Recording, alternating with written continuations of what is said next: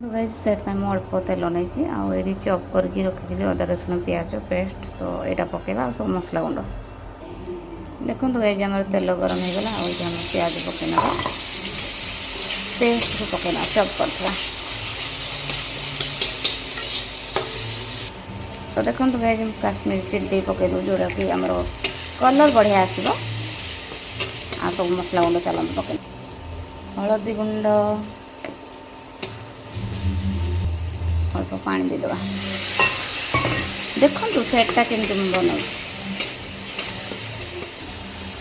धनिया पाउडर जीरा powder meet मसला गरम मसला तो ये आमर भाजी नवा आगे अल्प पानी देदेवा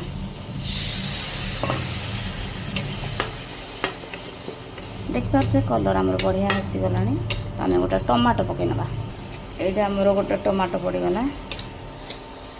मिक्स करवा और लुण पकड़ा स्वाद अनुसार लुण पड़गला आम टे गोली ना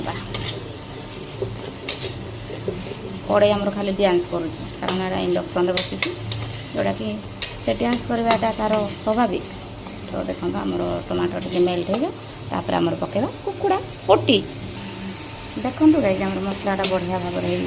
देखो तेल भी साइड बाहरी आसला आहेतुटा फ्रिज में बाहर कि जना ना तो बाहरी गला तो चलते या बड़े गाड़ी देवा कारण कड़ेटा आमर हलुँ जेहेतु मुझे रखिकी फोनटा ताकि गड़े देखो गाइस मोबाइल रखिकी मुझे घाटी देती तो ये आमर पूरा गोटा गोटा हो जाए तो या किसी टाइम घोड़े रखा तापर आम भाजवा अल्प आंच तो देखो ये मुझे घोड़णी दे देती तो किसी गोटे 2 मिनट पर आम तो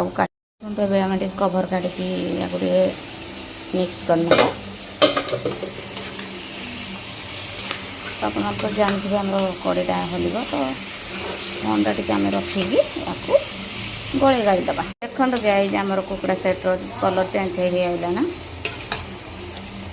तो गाइस आमर सेट भजा हो गला तो जल्दी जल्दी पड़े आसंत सेट खाइबा कुकुड़ा पट्टी छालुरी